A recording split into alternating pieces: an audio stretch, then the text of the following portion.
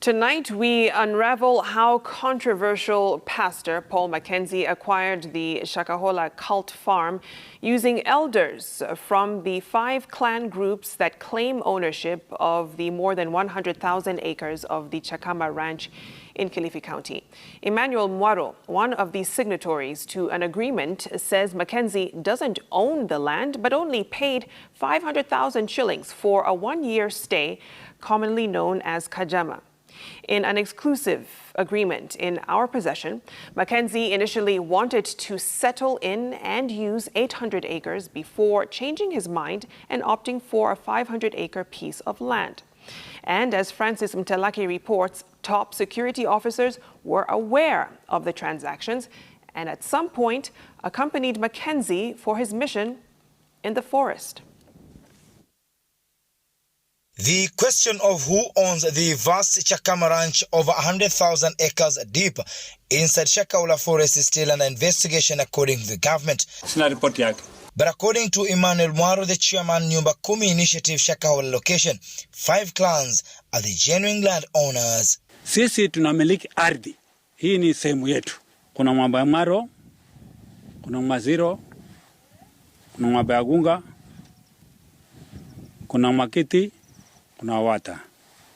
Iko mbali 5 ambazo ziko katika hii boma ambayo sasa imekaviwa.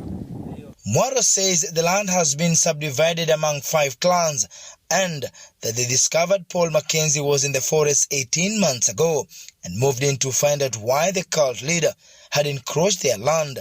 Mackenzie at the time claimed to have purchased the land at a cost of 3.2 million shillings and had already paid 3 million shillings. Tulipomfahamu sisi katika area yetu ambayo ina Mwaro, tukamwambia wewe sahi kama hutaelewa na sisi utaondoka.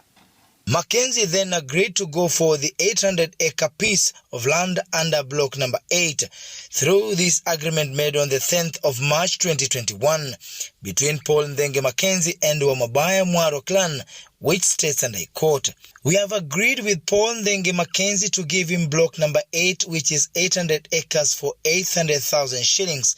This amount is Kajama. We have not sold the land. Today we have received 100,000 from Paul Mackenzie. Balance is 700,000. Tunapatia ni Kajama kiatu peke yake. Tumeonyeshe tu. Hatukumuuzia. Tukamwambia sasa wewe kama umeleta tatizo unatoka katika boma langu. Mimi kama mjukumu kubwa wa Mwaro. Ukileta matatizo unaondoka kabisa. According to the elders, Paul Mackenzie requested for an additional 2 weeks to clear the balance. Majibu yake saa hii aliporudi akasema mtachukua 500. Akatoa 400. Ikawa imekamilika ile 500. Agreement ile ya 800 akatupatia tufanye agreement pale. Lakini hakuweka sign. Ile ya pili hakuleta. At this point, they were forced to do a fresh agreement on the 14th of December 2021. Part of the agreements reads, and I quote, "The clan of Mwaro has agreed to give Paul Mackenzie block number 5, which is 500 acres. This is Kajama. Today we have received 500,000 shillings from Paul Mackenzie." End of quote. This agreement, according to Emmanuel Mwaro, came with a set of instructions including that Mackenzie would live there for 1 year and would be kicked out if he failed to adhere to the set regulations. Hatutaki kabisa na sirudi. Na vile ametoka basi ametoka kabisa. The second agreement was also signed by the then area chief.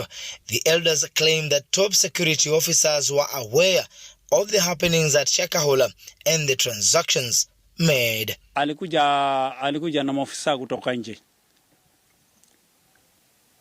Wa kwanza ni ule ambayo ni DC, dio, wale wengine ambao ni wakubwa. Sasa mtu akima wewe huna kitu, lakini wamekuja wakubwa. Wanasema huyu anataka kufanya hivi. Na hii sehemu ni gawanyo, sina gawanyo tu. Inabidi sasa umpeane. In his statements before the DCI, Paul Mackenzie claims to own the said piece of land, but the elders have refuted those claims despite receiving 500,000 shillings in 2021. Francis Mtalaki, Citizen TV, Shakahola, Kilifi County.